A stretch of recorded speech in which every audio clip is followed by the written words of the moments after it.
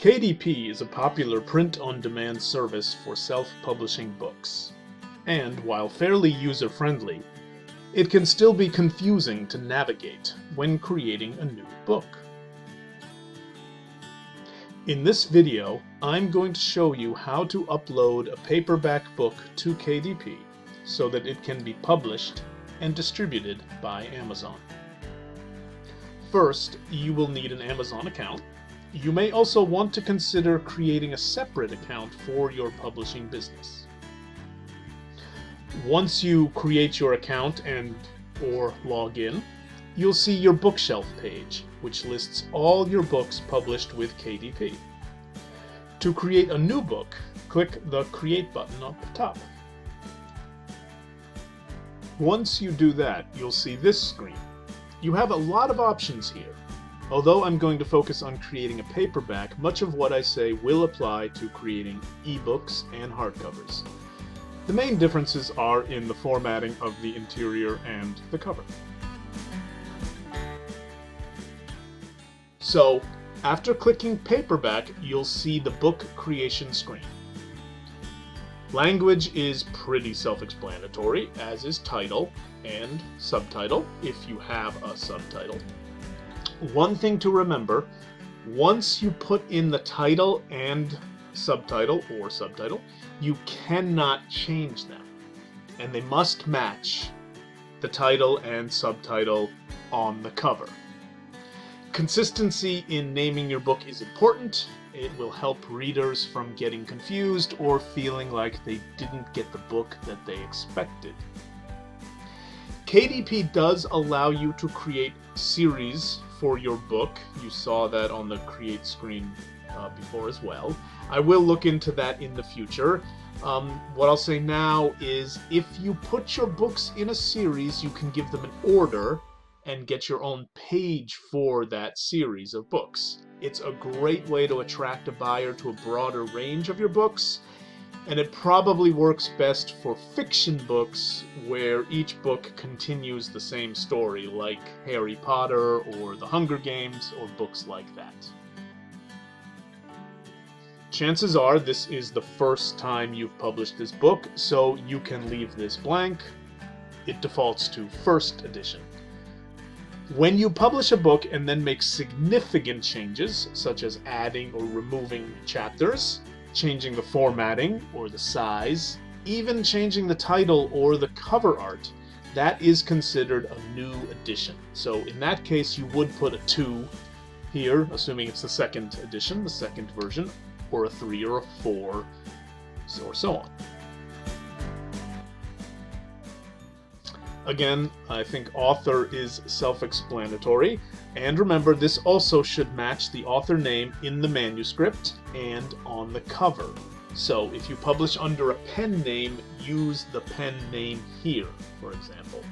You can also add other contributors. This is particularly useful if you have multiple authors. Your book is a compilation of stories, in which case you'll also likely have an editor. Or if you are publishing a book with a lot of art and you want to credit the illustrators. So a picture book, a graphic novel, a book of cartoons, a collection of art, or a collection of photographs. So you can credit a photographer as well. If someone well-known wrote you a preface or an introduction, definitely list them as well. Anyone you list as a contributor will have this book added to their works on Amazon. So, if Stephen King wrote your preface, put him in as a contributor, and your book will show up when people search for Stephen King. Description is where you write the text that shows up on your Amazon page, usually under the price and formats. I won't go into what makes a good description here, but remember, this is a major tool in getting readers to read your book. Write so that it hooks your reader in, lets them know something about what they're buying and why it's so good that they need it. Amazon has to make sure that you have the rights to publish this book. You're probably going to select the first option if you're self-publishing. As the author, you automatically have publishing rights. If you're not the author, make sure you have a written agreement with the author giving you publishing rights, just in case. Public domain, the second option, refers to texts that are determined to be out of copyright. Be absolutely sure your work belongs here before choosing this option. If you do click this, your book will be added to the listings of all versions of that work. So a new edition of Macbeth will be listed with all the other editions of Macbeth, for example. Keywords are search terms that help people find your book. Think of what your potential readers might search for in Amazon, and be specific. Don't say mystery novel, say cozy British murder mystery. Don't worry about grammar. You can even say cozy mystery quirky detective, or urban fantasy high school students. The point is to match text a reader might put in the search box when looking for your books, or books like yours. Make sure the keywords match your book too. Few people looking for a romance novel are going to want to buy a historical drama that has just a small romantic subplot. Categories are another way Amazon and readers figure out what your book is about and whether it's for them. You only get two options, but you can write to Amazon and ask them to add your book to more categories later. Choose carefully and try to be as detailed as you can. Choosing fiction, then science fiction, then cyberpunk puts you in the fiction and science fiction categories as well as cyberpunk. You'll also notice two options under categories. One is for low content books. So if your book has a lot of pages for the reader to write or draw on, click this box. There's a separate review process, and that's really about quality control, making sure no one is churning out 100 blank books with different covers. Large print books have fonts over 16 points and are designed for people who have trouble reading, often with visual impairments. So a picture book or a reader for children wouldn't qualify, even though the font might be big. Finally, on this screen, you can say whether your book has anything inappropriate for teens or kids. The consensus is unless your book has explicit sex scenes or extremely brutal violence, you can check no here. At any point, you can hit Save Draft and work on this later. Once you've filled it all out, though, hit Save and Continue to go to the next screen. This page mainly deals with the actual content of your book and what the finished product will look like. First off, you have to decide whether to use your own ISBN or a free one from Amazon. An ISBN is an international system to identify books. Each book, even each edition and format of a book, has its own unique international ISBN number. To get one of your own, you need to go to the ISBN agency of your country.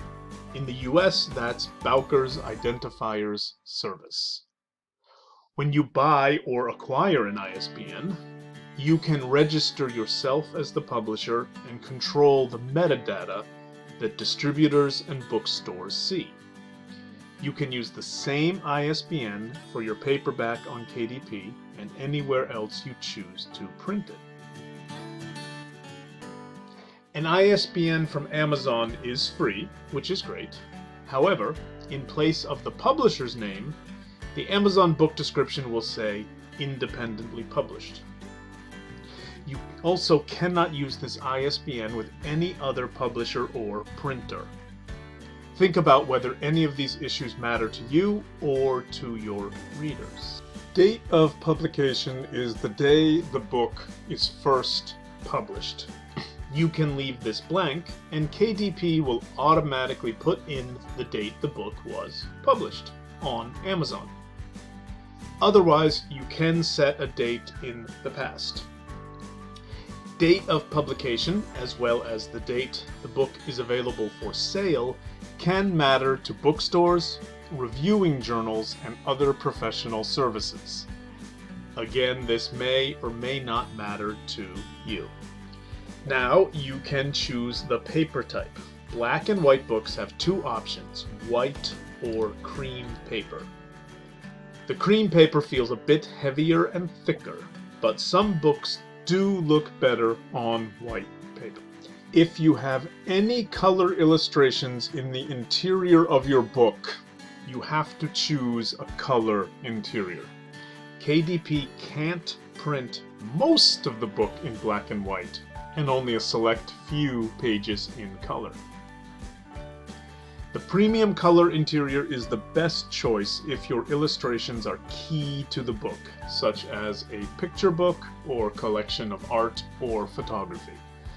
The quality difference is really worth it. Trim size refers to the size of the book. It's worth looking at books in your genre and seeing what the standard sizes are. Browse a bookstore site or go to the library with a ruler. The default size of 6 by 9 inches is common for fiction, as is 5.5 by 8.5 inches. 7 inches by 10 inches or 8.5 by 11 inches, which is standard paper size in the US, are also common for non-fiction. KDP has really expanded its options for trim sizes, but it's never a bad idea to go with standard sizes. People have strong ideas about what a book should look like, and if you use non-standard sizes, Amazon may only distribute the book on its own website or not be able to sell in certain countries. When you design the interior of your book, you have the choice to add extra space around the page or not. This extra space is called a bleed.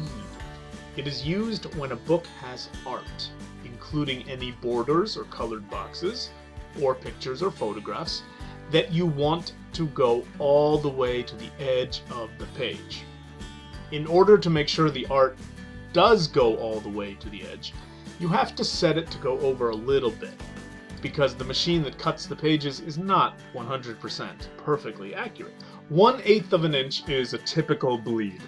If your book doesn't have art at the edge, make sure your interior has no bleed and set this setting to no bleed. You may need to ask your designer. Finally, there's the cover finish. Glossy means shiny, and matte just means not shiny. Take a look at different books to get an idea of which one you like best. However, particularly in fiction, shiny books are common, and if they get scratched, it doesn't show very much. Now you can upload your manuscript. I do recommend using a PDF file formatted in book formatting software, just to ensure the margins, bleeds, and everything else are all correct. KDP's Cover Creator is an okay tool that can help you get an idea of what covers should look like. In particular, it gives you some options for the content and layout of the back cover. However, again, in my opinion, it's best to have a PDF file prepared in book formatting software.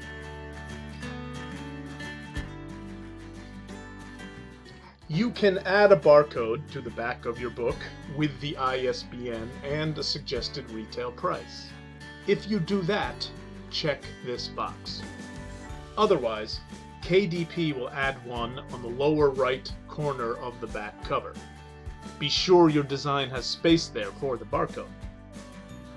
As you upload each file, the computer will do a check that takes a few minutes.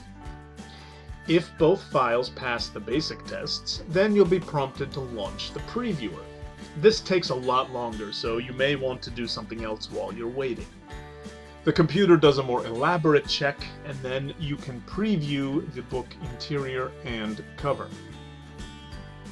Assuming nothing is flagged by the software, be sure to check that the layout is consistent, the page numbers are all correct, no pages are missing, and everything looks the way that it should.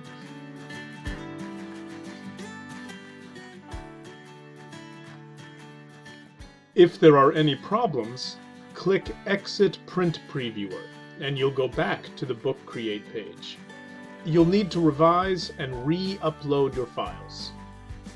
Otherwise, click Approve, and we'll move on to Pricing and Distribution.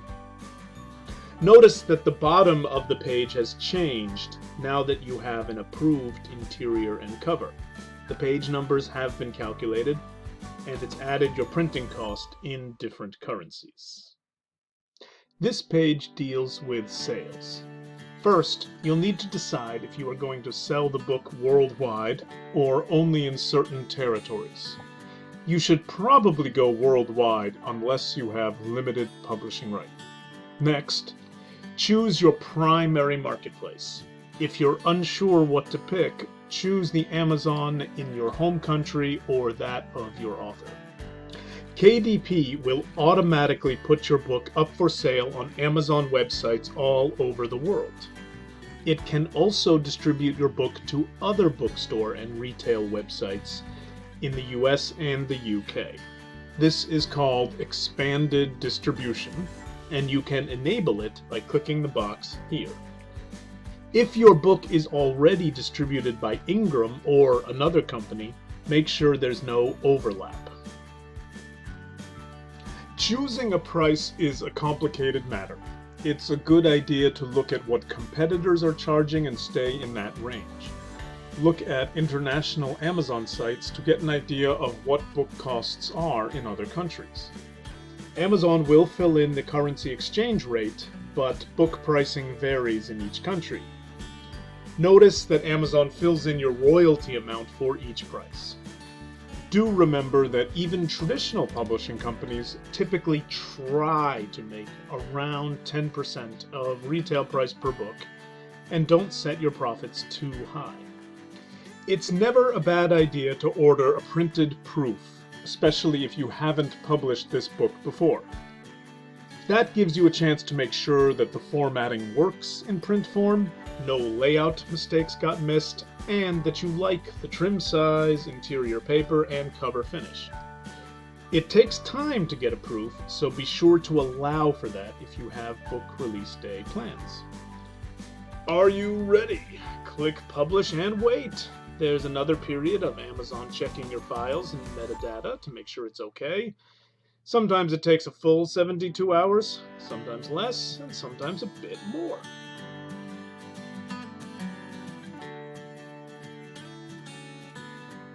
If there is an issue with your book, you'll get an email telling you the problem so you can fix it. Don't be afraid to ask customer service if you're not sure how to fix the problem. But times like this are when it's nice to have a publishing professional on your team. And when your book is approved, you'll get an email confirming the book is on sale. Congratulations, you're an author!